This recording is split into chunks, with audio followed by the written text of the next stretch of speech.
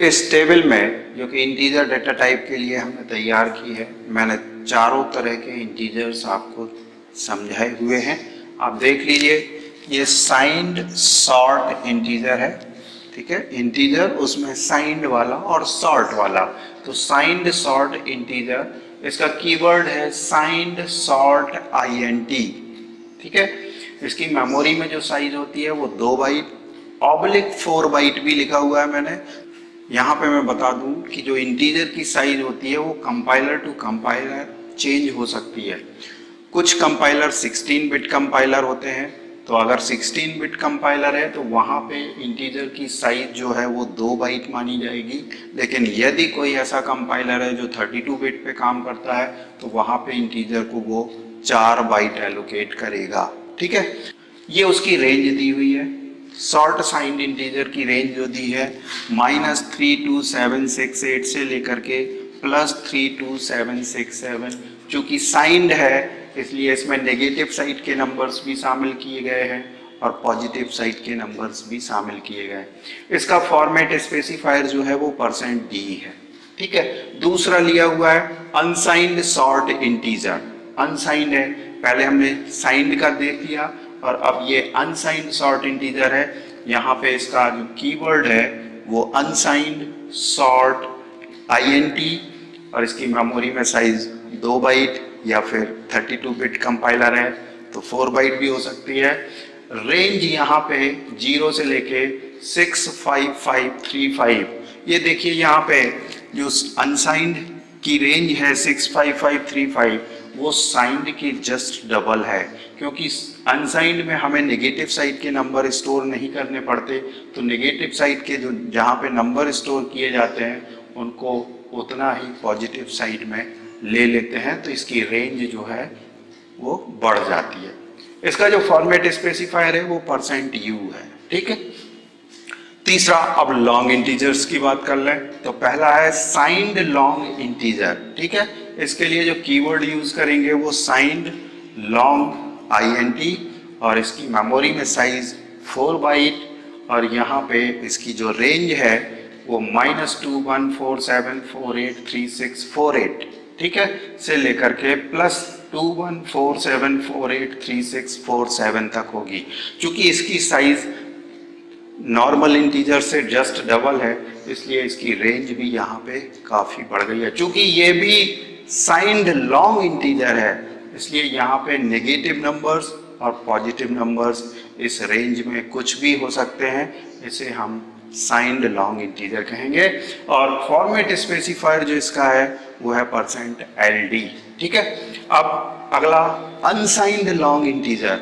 Unsigned long integer यानी कि long integer है उसमें हमें नेगेटिव नंबर्स नहीं चाहिए, केवल पॉजिटिव नंबर्स चाहिए, तो उसकी रेंज प्लस साइड में बढ़ जाएगी। यहाँ पे इसका जो कीवर्ड है वो है अनसाइंड लॉन्ग INT और मेमोरी साइज है 4 बाइट और रेंज है 0 से लेकर के 4294967295, ठीक है। और फॉर्मेट स्पेसिफायर %LU। तो इस तरीके से हमने आपको यहाँ पे इंटीजर्स के 4 टाइप बताए हैं।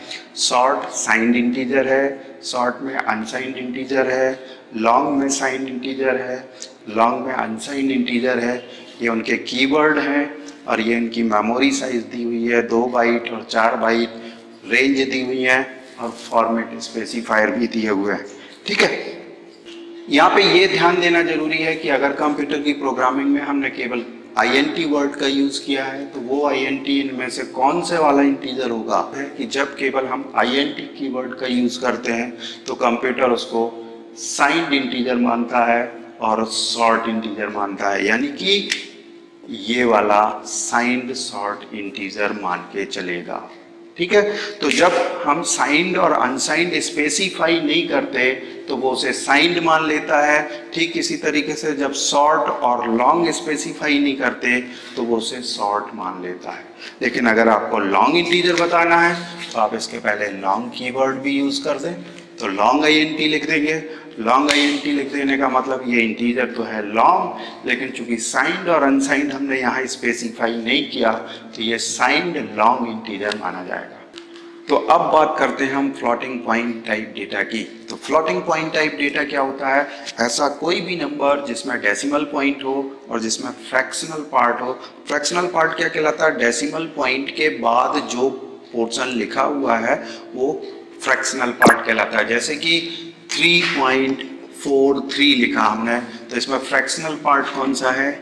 ये फ्रैक्शनल पार्ट है, ये आपका डेसिमल पॉइंट है। तो ये इस तरीके का डाटा अगर है जिसमें डेसिमल पॉइंट है और फ्रैक्शनल पार्ट है तो ये कहलाते हैं फ्लोटिंग पॉइंट टाइप डेटा।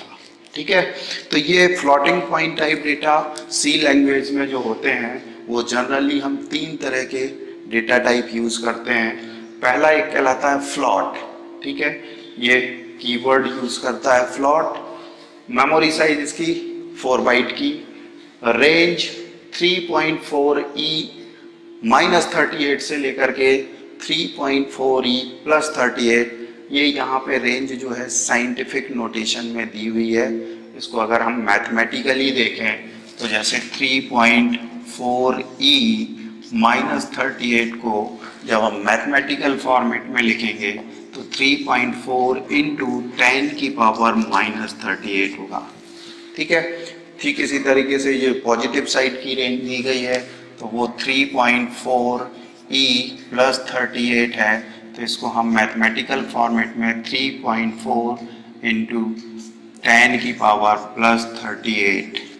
ठीक है, तो ये साइंटिफिक नोटेशन में लिखा गया है।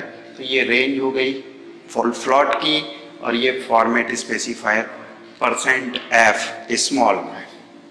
दूसरा जो floating point type data type होता है जिसको हम डबल बोलते हैं, ये भी फ्लॉट की तरह यूज़ किया जाता है, यानी कि इसमें भी डेसिमल पॉइंट होते हैं। इसका कीवर्ड जो है वो डबल है।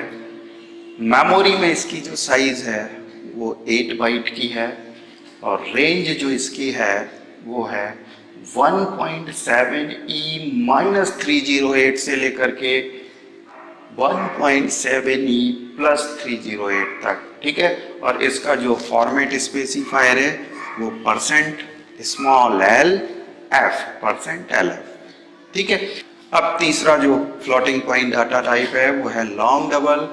इसका जो कीवर्ड है वो लॉन्ग डबल है। ये मेमोरी में 10 बाइट की जगह लेगा। रेंज इसकी है 3.4e -4932 से लेकर के 1.1e +4932 तक। इसकी रेंज बहुत ज़्यादा हो गई क्योंकि इसकी साइज़ भी यहाँ पे बढ़ गई है। और इसका जो फॉर्मेट स्पेसिफायर है वो %L कैपिटल में और F स्मॉल में। ठीक है, तो यहाँ पे ये 19 डिजिट तक, डेसिमल पॉइंट के बाद 19 डिजिट तक के नंबर्स को आसानी से स्टोर कर सकता है। डबल जो है डेसिमल पॉइंट के बाद 15 डिजिट तक आसानी से एक्यूरेसी दे सकता है और फ्लॉट जो है वो डेसिमल पॉइंट के बाद 6 डिजिट तक एक्यूरेट नंबर्स को स्टोर कर सकता है। तो ये फ्लोटिंग पॉइंट डेटा टाइप हो गया।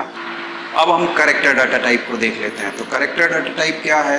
कोई भी सिंबल, कोई भी डिजिट या फिर कोई भी अल्फ़ाबेट जो कि हमारे कीबोर्ड में है, उनमें से किसी को भी हम ले लें तो वो कैरेक्टर टाइप डाटा कहलाएगा, लेकिन वो सिंगल कैरेक्टर होना चाहिए। ठीक है, और कैरेक्टर डाटा टाइप भी साइंड और अनसाइंड हो सकते हैं। तो साइंड कैरेक्टर, इसका जो कीवर्ड है साइंड CHAR, मेमोरी में ये 1 बाइट की जगह लेता है। रेंज इसकी -128 से लेकर के +127 तक हो सकती है और फॉर्मेट स्पेसिफायर %C स्मॉल में। दूसरा अनसाइंड कैरेक्टर है जिसके लिए हम अनसाइंड CHAR लिख सकते हैं। मेमोरी में जगह 1 बाइट की लेगा। इसकी रेंज 0 से लेकर 255 तक हो सकती है क्योंकि ये अनसाइंड है और इसका फॉर्मेट स्पेसिफायर %C है। ठीक है, चौथा जो डेटा टाइप था जिसको हम वाइड डेटा टाइप कह रहे हैं वो वैल्यू लेस होता है, यानी कि जब कोई वैल्यू नहीं होती, किसी वैल्यू को हमें रिप्रेजेंट नहीं करना होता तो हम उसे वाइड डेटा टाइप मान के चलते हैं। मेमोरी में कोई जगह नहीं लेता, इसकी कोई रेंज नहीं होती। तो इस तरीके से आपने सारे के सारे प्राइमिटिव डेटा टाइप या इन्हीं को हम बेसिक डेटा टाइप बोल रहे हैं, इन्हीं को हम फंडामेंटल डेटा टाइप बोल रहे हैं, इन्हीं को हम बिल्ट इन डेटा टाइप बोल रहे हैं। इन सबको आपने देख लिया है। तो यदि ये वीडियो आपको पसंद आया है, आपको ये सारी चीज़ें समझ में आई हैं, तो आप इस वीडियो को लाइक करिए, चैनल को सब्सक्राइब करिए और अगले वीडियो में हम नेक्स्ट टॉपिक पे चर्चा करेंगे। तब तक के लिए आपका बहुत बहुत धन्यवाद। Thank you.